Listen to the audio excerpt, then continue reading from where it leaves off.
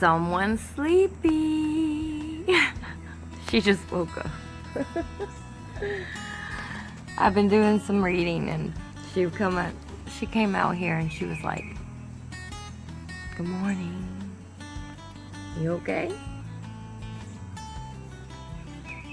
She's been working hard. Well, the boy's harder, but she's doing her part. We've gone to the house 2 days. Got about it was 4 or 5, no, it was 4 loads. 4 loads? 4 loads so far. She's helping me out. Half asleep, kind of. And,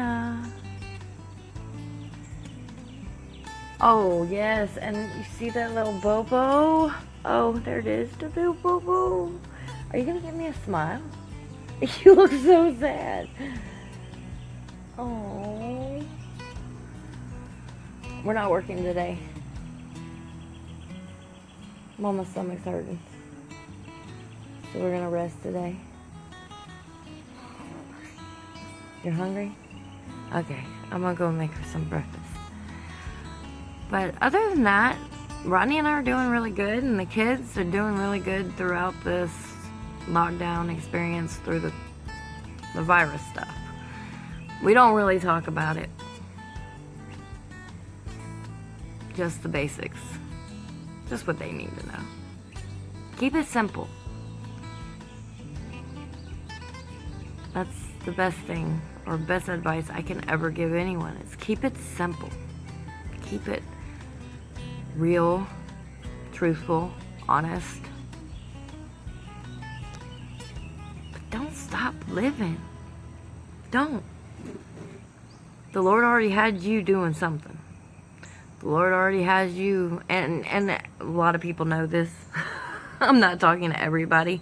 I'm talking to those that have stopped, have froze, or stuck. And they've never been stuck, froze. This is like the hugest thing that's ever happened in their life. So their time has stopped. Like our time stopped during a storm in our past. Nothing new under the sun. But you guys have a great day. I'm gonna go make her some cereal. Bye. Oh, I did it the other way. That's okay. I also wanted to share, because I was asked, and we were asked. Since having the truck, have we picked up anyone? Yes, we have. Well, no, we haven't. We were told no. But that was kind of funny. We didn't understand that. But that was okay. So there are walkers and bikers that say no. I don't know. Rodney probably said no a few times too. But there's more people walking today, if anybody has noticed, than before, because of things that have been going on. And I was in Dollar General the other day, yesterday, and a business owner was talking about how they would be fined $2,000 if they worked right now. And I heard that, from word of mouth right there in the store. And I was just like, because I've heard so many different opinions, and I've heard so many different theories and all that from, my friends and family.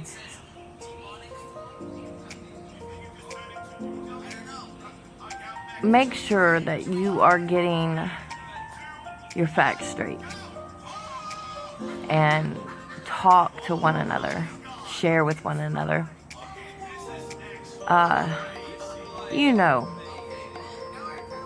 There's things that you keep private, and that is perfectly fine. But anything that helps one another, share. The more you know. We here in Louisiana and here on like channel, I don't even know what channel it is, but it's NBC, and it says the more you know. Every time my dad has it on, you know, I hear that. The more you know. Yeah, absolutely the truth. The more you know about our Lord and Jesus Christ, the better. But I've always felt that the TV or internet or the social media, any kind of social media platform, you weren't dumb. You knew what you were on and you knew what was shared, but you were oblivious to it. Like somewhere, at some point, you just ignored. Yet you still see it, but it doesn't upset you as much. And it should always upset you. Anything that's like really, really bad or really, really gross. And you know those things. But then all of a sudden it's not as bad. And that's that I can't even say the word. Desensitize? Yes. And they have you following a voice. But it's not the Lord's voice. It's the world's voice.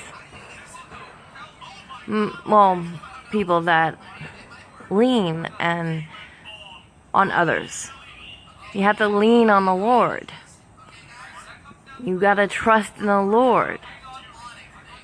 And people don't realize they lean on man. They lean on, I didn't. And I only share things that I didn't know. And that, the Lord has revealed through others and through His Word.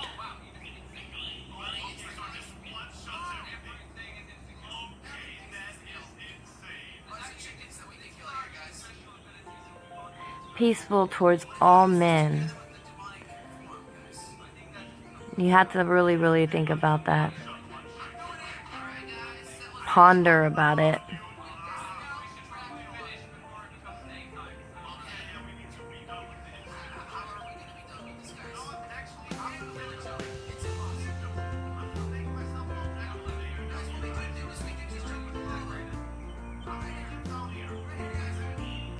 When we do see someone,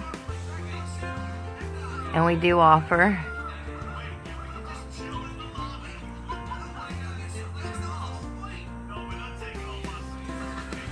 the opportunity is right there. Why I'm sharing all of this is because yesterday while we were at the house, we were in the backyard filling up the garbage bags and everything like that and loading up the truck. Anna was playing in the front yard. So this guy saw Anna in the front yard, saw our grass really tall, pulled in, asked Anna where her parents were. She runs to the back, says somebody's here. And I'm like, well, she would say Jimmy's here or Mama's here or Paula's here. She would say who it was if she knew the person. So I knew she didn't know them. So we walk up front, and this man, this really, really nice man, never seen him in my life. He must be a neighbor somewhere out there that I have never met. He goes, I saw your little girl playing, and I saw your grass real tall. Do you guys, I brought my mower. I can mow it for you.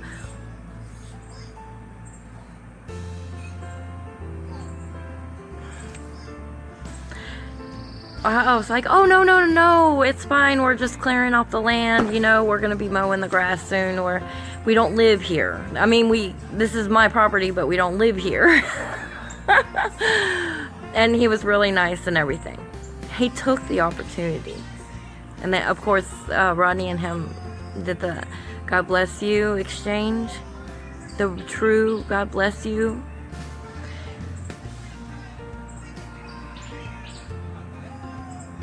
It was beautiful. And that was the first. Living out there. That's the first time someone stopped and said that. Not wanting anything, wanting to help.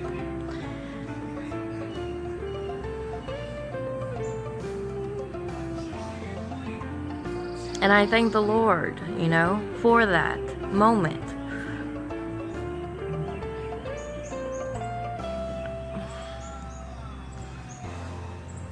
I get the birds every morning when I come out here.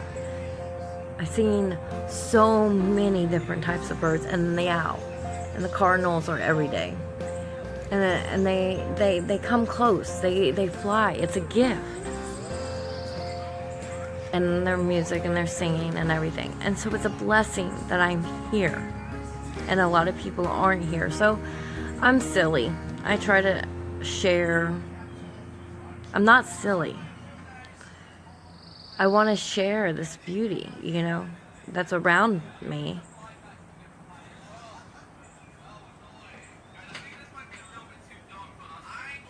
And it wasn't always beauty around me. And it's hard to explain that and why. It's not hard to explain. It's hard to understand. But I don't want to use too many words, and I'll wait till Rodney gets here to finish the rest. But it's a beautiful day in the Lord. Rain or shine, snow, storm. And there's a lot of storms going on right now. But remember, you're not alone. No, you're not alone. None of us are. Wherever we are, we're not alone. And that was one thing that in the dark, it looked like we were alone. It looked like I was alone. I was alone in my own mind. That hole in your heart, you feel it.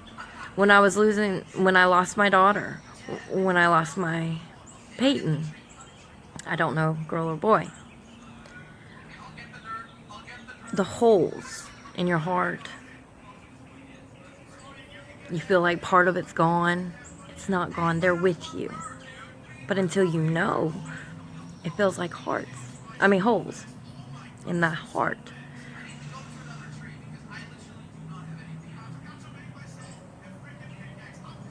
If you're not in His Word, then you've never read, you've never heard.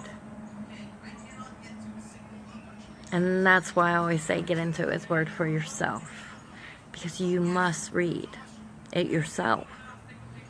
You must hear for yourself.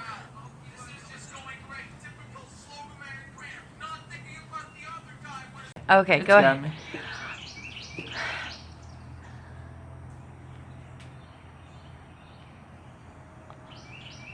What did you bring home just now? Coffee and coffee cream. I walked inside and I had just told Anna, I said, I still haven't had my coffee. And then the door, I started doing the washer, doing the wash, putting the clothes in the washer, or from the washer to the dryer. And the door starts jingling. And Rodney brings in coffee and creamer. Oh, you said you needed creamer yesterday, so I figured I should get the coffee too. So I kind of knew we were low. But... So he heard. I didn't talk to him this morning. I didn't call him. If we stopped for a moment and listened each other and those around us and those we walk into,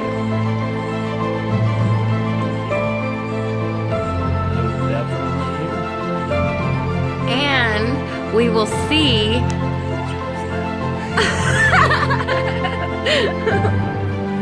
so a little bit more about the coffee. I never mentioned that I needed coffee and creamer except for one time, or I didn't even mention about the coffee. The creamer, because I said, I think it was Sunday, I can't have any coffee, I don't have any more creamer. I wasn't asking for creamer. I did forget creamer yesterday, myself.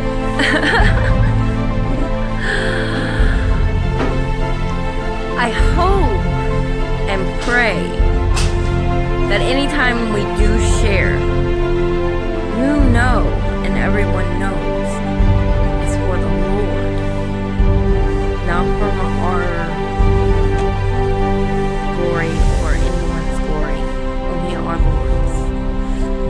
what He's doing in our lives today, yesterday, and what He's done. What's most important is what He has done. His story.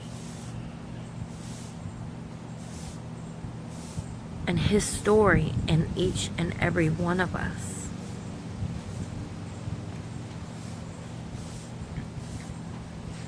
And His works. His power. All for His glory. So Brennan's right next to me, but I can't put him in the picture because what I was going to share was his hair. He is waiting for us to get the clippers. Rodney's store was out of them. They had some, but he didn't see any. And that's where he was going to get them. No, we were sold out. Last night, Brennan wanted me, 2 weeks ago, Brennan asked me to cut his hair. And I told him, just give me a moment, and then, I'll cut your hair. I went to him after I was done studying, and I said, you want me to cut your hair? And he said, no, not yet. A couple days later, I asked him, you want me to cut your hair? No, not yet. Well, last night, he finally wanted me to cut his hair. So I cut his hair, and I told him, I said, I'll shape it up with the clippers, when we get some clippers. He didn't mind. He didn't mind waiting. And he doesn't look that silly at all. No. He actually looked very handsome. And that's why I was going to show that his trust in me and his mom, I want him to put that trust in the Lord and not to be ashamed or not to be fearful. Fear is what blocks us, keeps us in that stuck moment, stuck time, dark time. That a squirrel, that's what he said. That was cool. It almost sounded like that a girl. It was a neighbor. I'm not doing this live, so nobody's watching me except for Rodney and Brendan. They're my witnesses. Oh my gosh.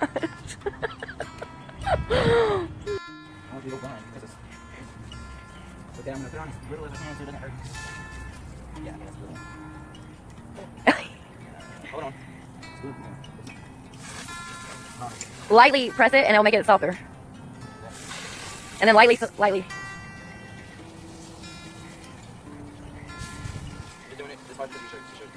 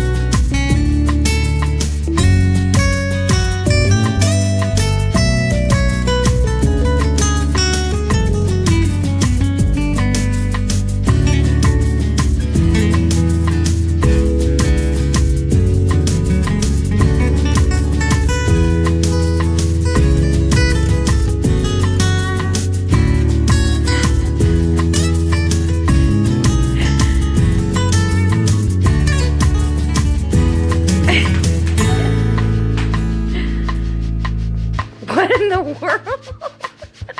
It's supposed. Your turn. You're the grand finale. Come on, Come on, James. orange justice time. Or Here he goes. You guys. Come on, orange justice. You got this. Alright, that works too. Wait, I don't like the L though. It's called Take the L. Take the L. Okay, we're good. I did. I got you. Yeah, but you didn't zoom in. Oh man.